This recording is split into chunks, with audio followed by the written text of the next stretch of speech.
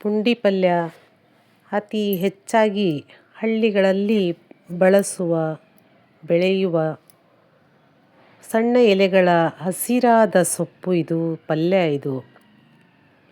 ಬನ್ನಿ ಪುಂಡಿ ಪಲ್ಯದಿಂದ ಚಟ್ನಿ ಮಾಡೋಣ ಬನ್ನಿ. ನಮಸ್ಕಾರ ಎಲ್ರಿಗೂ. ನಾನು ಚೆನ್ನಾಗಿದ್ದೀನಿ, ನೀವು ಚೆನ್ನಾಗಿದ್ದೀರಂತ ಭಾವಿಸ್ತಾ ಈ ವ್ಲಾಗ್ನ ಸ್ಟಾರ್ಟ್ ಮಾಡೋಣ ಬನ್ನಿ. ಯಾರು ನನ್ನ ಚಾನಲ್ನ ಸಬ್ಸ್ಕ್ರೈಬ್ ಮಾಡ್ಕೊಂಡಿಲ್ಲ, ಫಸ್ಟ್ ಟೈಮ್ ನೋಡೋರು ಸಬ್ಸ್ಕ್ರೈಬ್ ಮಾಡ್ಕೊಂಡು ನೋಡ್ರಿ. ಪಕ್ಕದಲ್ಲಿರುವ ಬೆಲ್ಲೈಕನ್ನ ಪ್ರೆಸ್ ಮಾಡಿ ಆಲ್ ಅಂತ. ನಾ ಹಾಕೋ ಪ್ರತಿಯೊಂದು ವಿಡಿಯೋಗಳು ಮೊದಲು ನಿಮಗೆ ಬಂದು ತಲುಪ್ತವೆ. ಒಳ್ಳೊಳ್ಳೆ ವಿಡಿಯೋಗಳು ನೋಡಿ. ಬನ್ನಿ ಈ ಪುಂಡಿ ಪಲ್ಯವನ್ನು ಎಲೆಯಾಗಿ ಬಿಡಿಸ್ಕೋಬೇಕು. ಬಿಡಿಸ್ಕೊಂಡು ಒಂದು 2-3 ಸಲ ಚೆನ್ನಾಗಿ ತೊಳಿಬೇಕು. ಯಾಕಂದರೆ ಇದು ನೀರಲ್ಲೇ ಮಣ್ಣೆಲ್ಲ ಇರುತ್ತಲ್ಲ, ಹಾಗಾಗಿ ಕ್ರಿಮಿ ಕೀಟಗಳು ಏನಾದರೂ ಇದ್ದರೆ ಅಂತ ಯಾವುದೇ ಪಲ್ಯ ಆಗಲಿ ಸೊಪ್ಪಾಗಲಿ ಚೆನ್ನಾಗಿ ತೊಳಿಬೇಕು 1-2-3 ಸಲ. ಇದಕ್ಕೆ ಕೆಂಪು ಮೆಣಸಿನ್ಕಾಯಿ ಆದರೂ ನಡೆಯುತ್ತೆ, ಹಸಿರು ಮೆಣಸಿನ್ಕಾಯಿ ಆದರೂ ನಡೆಯುತ್ತೆ. ನಾನು ಕೆಂಪು ಮೆಣಸಿನ್ಕಾಯಿನ ಬಳಸ್ಕೊಂಡಿದ್ದೀನಿ. ಹಸಿ ಮೆಣಸಿನ್ಕಾಯಿನೇ ಕೆಂಪು ಮೆಣಸಿನ್ಕಾಯಿ. ನಾವು ಒಂದು ಬೌಲ್ನಲ್ಲಿ ನೀರು ಹಾಕಿ ಇಟ್ಕೋಬೇಕು. ನೀರು ಇಷ್ಟೇ ಹಾಕಬೇಕಂತೇನಿಲ್ಲ, ಹೆಚ್ಚಾದರೂ ನಡೆಯುತ್ತೆ, ಕಮ್ಮಿ ನಡೆಯಲ್ಲ, ಹೆಚ್ಚಾದರೂ ಪರವಾಗಿಲ್ಲ. ನೀರು ಚೆನ್ನಾಗಿ ಬಿಸಿ ಆಗೋ ಟೈಮಲ್ಲಿ ಕೆಂಪು ಮೆಣಸಿನ್ಕಾಯಿನ ಹಾಕ್ಕೊಂಡಿದ್ದೀನಿ. ಅದು ಕುದಿ ಬರಬೇಕು. ಕುದಿ ಬರೋವರೆಗೂ ನಾನು ಈ ಸೊಪ್ಪನ್ನು ಚೆನ್ನಾಗಿ ತೊಳ್ಕೊಂಡು ಒಂದು ಕಡೆ ಇಟ್ಕೋತಾ ಇದ್ದೀನಿ. ನೀರು ಜಾನ್ಬೇಕದು. ಒಂದು ಕಡೆ ಇಟ್ಕೊಂಡು ಇದನ್ನು ನಾವು ಕುದಿಯೋ ನೀರಲ್ಲಿ ಇದನ್ನು ಹಾಕಬೇಕಾಗುತ್ತೆ. ಇದು ಕಬ್ಬಿಣಾಂಶ ಅತಿ ಹೆಚ್ಚವಾಗಿ ಇರುವ ತರಕಾರಿ ಇದು, ಪಲ್ಯ ಇದು. ಇದರಲ್ಲಿ ಎ ಮತ್ತು ಸಿ ವಿಟಮಿನ್ ಹೇರಳವಾಗಿ ಸಿಗುತ್ತದೆ. ಕಣ್ಣಿಗೆ ಬಹಳ ಒಳ್ಳೆಯದು ಇದು. ಇಲ್ಲಿ ನೋಡಿ, ನೀರು ಕುದೀತಾ ಇದೆ. ಇವಾಗ ಕುದಿ ಬಂತು ನೋಡಿ. ಈಗ ಫಸ್ಟ್ ಮೆಣಸಿನ್ಕಾಯಿ ಹಾಕಿ ಕುದಿಸೋ ಉದ್ದೇಶ ಅಂದರೆ ಇದು ಚೆನ್ನಾಗಿ ಕುದೀಲಿ ಅಂತ. ಅದು ಪಲ್ಯ ಅದು ಬೇಗ ಕುದ್ಬಿಡುತ್ತೆ. ಹಾಗಾಗಿ ಇದನ್ನು ನಾವು ಫಸ್ಟ್ ಮೆಣಸಿನ್ಕಾಯಿನ ಕುದಿಸ್ಕೊಂಡು ಆಮೇಲೆ ಇದು ಪಲ್ಯನ ಹಾಕೋಬೇಕು ಅದಕ್ಕೆ. ಈ ಪಲ್ಯದಲ್ಲಿ ಐರನ್ ಕಂಟೆಂಟ್ ಜಾಸ್ತಿ ಇರೋದ್ರಿಂದ, ಕಬ್ಬಿಣಾಂಶ ಜಾಸ್ತಿ ಇರೋದ್ರಿಂದ ಇದು ರಕ್ತಹೀನತೆಯನ್ನು ಸುಧಾರಿಸುತ್ತದೆ. ಮತ್ತು ಇದು ನೋಡಿ, ಕಣ್ಣಿಗೆ ಕೂಡ ಭಾಳ ಒಳ್ಳೆಯದಿದು. ಇದರಲ್ಲಿ ಎ ಮತ್ತು ಸಿ ವಿಟಮಿನ್ ಇದ್ದಾವೆ ಇದರಲ್ಲಿ. ಈ ಪಲ್ಯ ನೋಡ್ರಿ, ನೀರು ನಾನು ಅರ್ಧ ಬೌಲ್ ಇಟ್ಟಿದ್ದೀನಿ ಬೊಗಣಿಯಲ್ಲಿ.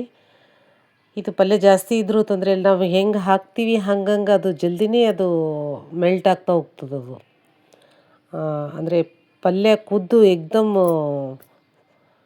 ತಳಕ್ಕೆ ಹಿಡ್ಕೊಂಡ್ಬಿಡ್ತದೆ ಅದು. ಇದು ಒಂದು ಹುಗ ಕುದ್ರೆ ಸಾಕು. ಇದು ನೋಡ್ರಿ, ಕುದಿ ಬರ್ತಾ ಇದೆ, ನೀವು ನೋಡ್ತಾ ಇದ್ದೀರಲ್ಲ. ನಾನು ಫುಲ್ ಹಾಕ್ಕೊಂಡಿದ್ದೀನಿ ಇದು ಪಲ್ಯನ, ಸೊಪ್ಪನ್ನು ಫುಲ್ ಹಾಕ್ಕೊಂಡಿದ್ದೀನಿ. ಅದೆಲ್ಲ ಪಲ್ಯ ಕರಿಗಿಬಿಡ್ತೆಲ್ಲ. ಬಿಸಿ ನೀರಿಗೆ ತಾಗಿದ ತಕ್ಷಣ ಅದು ಮುದುಡ್ಕೊಂಡು ಬಿಡ್ತದೆ ಅದು ಪಲ್ಯ. ಯಾವುದೇ ಪಲ್ಯ ಆಗಲಿ ಹೆಚ್ಚಾಗಿ ಇದಂತೂ ಫುಲ್ ಬೆಣ್ಣೆ ಥರ ಆಗಿಬಿಡ್ತದೆ ಇದು. ನೋಡ್ರಿ, ಎಷ್ಟೊಂದು ಹಾಕಿದ್ದೆ ಅದೆಲ್ಲ ಒಳಗಡೆನೇ ಹಿಡ್ಕೊಂಡ್ಬಿಡ್ತದೆ ಬಿಸಿ ನೀರಿಗೆ. ಒಂದು ಹುಗ ಕುದ್ರೆ ಸಾಕು. ಇದು ಹೇರಳವಾಗಿ ಸಿಗೋ, ಹಳ್ಳಿ ಕಡೆ ಅಂತೂ ಹೇರಳವಾಗಿ ಸಿಗ್ತದೆ. ಇದು ಒಳ್ಳೆಯ ಸೊಪ್ಪು, ಆರೋಗ್ಯಕರವಾದದ್ದು. ಪುಂಡಿ ಪಲ್ಯದಿಂದ ನಾವು ಸಾರು ಮಾಡ್ಬೋದು, ಮುದ್ದೆ ಪಲ್ಯ ಮಾಡ್ಬೋದು, ಕಾಳು ಹಾಕಿ ಮಾಡ್ಬೋದು, ನಾವು ನಾನಾ ರೀತಿಯಿಂದ ಮಾಡ್ಕೋಬೋದು. ನಾನು ಇದನ್ನು ಚಟ್ನಿಯಾಗಿ ಮಾಡ್ತಾಯಿದ್ದೀನಿ. ಇಷ್ಟು ನೋಡಿ, ಎಷ್ಟು ಚೆನ್ನಾಗಿ ಕುದ್ದಿದೆ ಮೆತ್ತಗೆ. ಇಷ್ಟು ಕುದ್ರೆ ಸಾಕು. ಇದನ್ನು ಚೆನ್ನಾಗಿ ಜಾನ್ಸ್ಕೋಬೇಕು. ನೀರೆಲ್ಲ ತಕ್ಕೋಬೇಕು.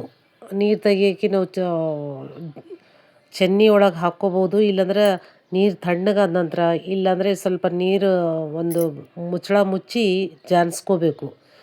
ಜಾನ್ಸ್ಕೊಂಡ ನಂತರ ಸ್ವಲ್ಪ ನೀರು ಹಾಕಿ ತಣ್ಣಗೆ ಮಾಡ್ಕೋಬೇಕು. ಮಾಡ್ಕೊಂಡು ಆ ಕೈಯಿಂದ ನಾವು ಹಿಂಡ್ಕೋಬೇಕು ಅದನ್ನು, ಸೊಪ್ಪನ್ನು, ಆ ಪಲ್ಯನ ಹಿಂಡ್ಕೋಬೇಕು. ಇಲ್ಲಾಂದರೆ ಅದು ಜಾನ್ಸೋ ಜರಡಿ ಇರುತ್ತಲ್ಲ, ಆ ಜರಡಿ ಒಳಗೆ ಹಾಕ್ಕೊಂಡು ಕೂಡ ಚಮಚದಿಂದ ಪ್ರೆಸ್ ಮಾಡಿದರೆ ಎಲ್ಲ ನೀರು ಹೋಗ್ಬಿಡ್ತಾವೆ. ಆ ಥರನೂ ಮಾಡ್ಕೋಬೋದು. ನಿಮಗೆ ಹೆಂಗೆ ಅನುಕೂಲ ಆಗ್ತದೆ ಹಂಗೆ ಮಾಡಿಕೊಡ್ರಿ. ನಾನು ಜಾನ್ಸ್ಕೊಂಡಿದ್ದೀನಿ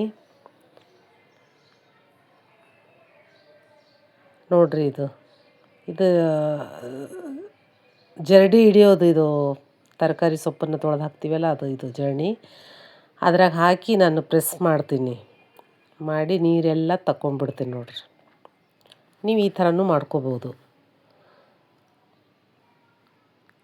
ಆರೋಗ್ಯಕ್ಕೆ ಭಾಳ ಒಳ್ಳೆಯದಿದು ಸೊಪ್ಪು, ಪುಂಡಿ ಪಲ್ಯ ನೋಡಿರಿ. ಈ ಥರ ನಾನು ಚಮಚದ ಸಹಾಯದಿಂದ ನೀರನ್ನೆಲ್ಲ ತೆಗಿತಾ ಇದ್ದೀನಿ ಬಿಸಿ ಇದ್ದಾಗ. ನೀವು ಕೈಯಿಂದ ಹಿಂಡ್ಕೋಬೇಕಾದ್ರೆ ಇದು ಸ್ವಲ್ಪ ತಣ್ಣೀರಲ್ಲಿ ಹಾಕ್ಕೊಂಡು ಹಿಂಡ್ಕೋಬೋದು. ಈ ಥರ ಚಮಚ ಪ್ರೆಸ್ ಮಾಡಿ ಹಿಂಡ್ಕೊಂಡು, ಇದಕ್ಕೆ ಈರುಳ್ಳಿ ಬೇಕಾಗುತ್ತೆ. ಈರುಳ್ಳಿ ಸಣ್ಣದಾಗಿ ಹೆರ್ಚ್ಕೊಂಡಿದ್ದೀನಿ. ಮಿಕ್ಸಿ ಜಾರಲ್ಲಿ ಕುದಿಸ್ಕೊಂಡ ಪುಂಡಿ ಪಲ್ಯ, ಹಸಿಮೆಣಸಿನ್ಕಾಯಿ ಹಾಕ್ಕೊಂಡು ಸ್ವಲ್ಪ ರುಚಿಗೆ ಉಪ್ಪು ಹಾಕ್ಕೋಬೇಕು. ನಾನು ಕಲ್ಲುಪ್ಪು ಹಾಕ್ಕೊಂಡಿದ್ದೀನಿ, ನೀವು ಯಾವ ಉಪ್ಪಾದ್ರೂ ಹಾಕ್ಕೋಬೋದು. ಒಂದು ಒಂದು ಒಂದು ಅಥವಾ ಎರಡರಲ್ಲಿ ಮಿಕ್ಸಿ ಮಾಡಿಬಿಟ್ರೆ ನೋಡಿರಿ ಇಷ್ಟು ಸಣ್ಣ ಆಗಿಬಿಡ್ತದೆ. ಮೀಡಿಯಮ್ ಸಣ್ಣ ಆದ್ರೂ ಅಡ್ಡಿ ಇಲ್ಲ, ಅದು ಟೇಸ್ಟ್ ಬರ್ತದೆ. ಹಿಂಗೆ ನೋಡಿರಿ, ಇದು ಕರೆಕ್ಟಾಗಿದೆ. ಈ ಥರ ಮಿಕ್ಸಿ ಮಾಡಿಕೊಂಡು ಫಸ್ಟ್ ಅದೆರಡು ಉಪ್ಪು ಹಾಕ್ಕೊಂಡು ಮಿಕ್ಸಿ ಮಾಡಿದ ನಂತರ ನಾವು ಈರುಳ್ಳಿ ಹಾಕ್ಕೋಬೇಕು. ಹೆರ್ಚ್ಕೊಂಡು ಈರುಳ್ಳಿ, ಉಳ್ಳಾಗಡ್ಡಿ ಹಾಕಿ ಸ್ವಲ್ಪ ಮಿಕ್ಸ್ ಮಾಡಿ ಸಣ್ಣದಾಗಿ ನಾವು ಮಿಕ್ಸಿ ಮಾಡಬೇಕು. ಫುಲ್ಲು ಸಣ್ಣ ಮಾಡಬಾರ್ದು, ಸುಮ್ಮನೆ ಲೈಟಾಗಿ ಜರ್ರ್ ಅಂತ ಅನಿಸಿಬಿಟ್ರೆ ಸಾಕು. ಅಷ್ಟು ಅನ್ಸ್ಕೊಂಡ್ಬಿಟ್ರೆ ಇದು ಪುಂಡಿ ಪಲ್ಯ ಚಟ್ನಿ ರೆಡಿ ಆಗ್ತದೆ ನೋಡಿರಿ. ಈ ಪುಂಡಿ ಪಲ್ಯ ಚಟ್ನಿ ರೆಡಿಯಾಗಿದೆ ನೋಡಿರಿ. ಈಗ ಇದಕ್ಕೆ ನಾವು ಒಗ್ಗರಣೆ ಕೂಡ ಹಾಕ್ಕೋಬೋದು. ಇದರಲ್ಲಿ ಸಾಸಿವೆ, ಜೀರಿಗೆ, ಸ್ವಲ್ಪ ಕರಿಬೇವು ಹಾಕ್ಕೊಂಡು ಒಗ್ಗರಣೆ ಹಾಕ್ಕೋಬೋದು. ಅಂದರೆ ನಾನು ಹೆಚ್ಚಾಗಿ ನಾವು ಒಗ್ಗರಣೆ ಹಾಕಲ್ಲ ಪುಂಡಿ ಪಲ್ಯ ಚಟ್ನಿಗೆ. ಯಾಕಂದರೆ ನಾವು 1 ದಿನ ಅಥವಾ 2 ದಿನಕ್ಕೋಸ್ಕರನೇ ಮಾಡ್ತೀವಿ. ಭಾಳ ರುಚಿಯಾಗಿರ್ತದೆ ಈ ಥರ ಮಾಡಿದ್ರೆ. ಇದು ಜೋಳದ ರೊಟ್ಟಿ ಮತ್ತು ರಾಗಿ ಮುದ್ದೆಗೆ, ರೈಸ್, ಅನ್ನದಲ್ಲಿ ಭಾಳ ರುಚಿಯಾಗಿರ್ತದೆ ಇದು ಚಟ್ನಿ. ನೋಡಿರಿ, ಒಂದು ಸಲ ಈ ಥರ ಮಾಡ್ಕೊಂಡು ತಿನ್ನಿರಿ. ಮತ್ತು ಇದು ಕಮ್ಮಿ ಖರ್ಚಿನಲ್ಲಿ ಆಗೋದು, ಒಳ್ಳೆ ಆರೋಗ್ಯಕರವಾದ ಕಬ್ಬಿಣಾಂಶ ಯಾರಿಗೆ ಕಮ್ಮಿ ಇದೆ, ಇದು ಸರಳವಾಗಿ ಸಿಗೋ ತರಕಾರಿ ಇದು ಪುಂಡಿ ಪಲ್ಯ, ಪುಂಡಿ ಸೊಪ್ಪು. ಇದನ್ನು ಹೇರಳವಾಗಿ ನಾವು ಕಬ್ಬಿಣಾಂಶವನ್ನು ಕಮ್ಮಿ ಇರೋರು ತಿನ್ಬೋದು ಮತ್ತು ಅದನ್ನು ಪಡ್ಕೋಬೋದು. ಆರೋಗ್ಯ ಕೂಡ ಚೆನ್ನಾಗಿ ಇಟ್ಕೋಬೋದು ಇದರಲ್ಲಿ. ಮತ್ತು ಎ ಮತ್ತು ಸಿ ವಿಟಮಿನ್ ಯಥೇಚ್ಛವಾಗಿ ಸಿಗ್ತದೆ ಇದರಲ್ಲಿ. ನೋಡಿ, ಭಾಳ ಟೇಸ್ಟಾಗಿರ್ತದೆ ಇದು. ರೊಟ್ಟಿ ಜೊತೆ, ಅನ್ನದ ಜೊತೆ, ರಾಗಿ ಮುದ್ದೆ ಜೊತೆ ಕೂಡ ಇದನ್ನು ತಿನ್ಬೋದು. ಮಾಡಿಕೊಳ್ರಿ, ತಿನ್ಕೊಳ್ರಿ. ನನಗೆ ಹೆಂಗಾಗಿದೆ ಅಂತ ಕಮೆಂಟ್ ಮೂಲಕ ತಿಳಿಸೋದನ್ನು ಮಾತ್ರ ಮರಿಬೇಡ್ರಿ. ಲೈಕ್ ಕೂಡ ಕೊಡಿ. ಇಷ್ಟ ಆದರೆ ನೀವು ಶೇರ್ ಮಾಡಿ ಯಾರಿಗಾದರೂ. ನಾ ಮಾಡಿರೋ ಚಟ್ನಿ 1 ದಿನಕ್ಕೋಸ್ಕರ 2 ದಿನ ತಿನ್ಬೋದು ಅಷ್ಟೇ. Thank you so much.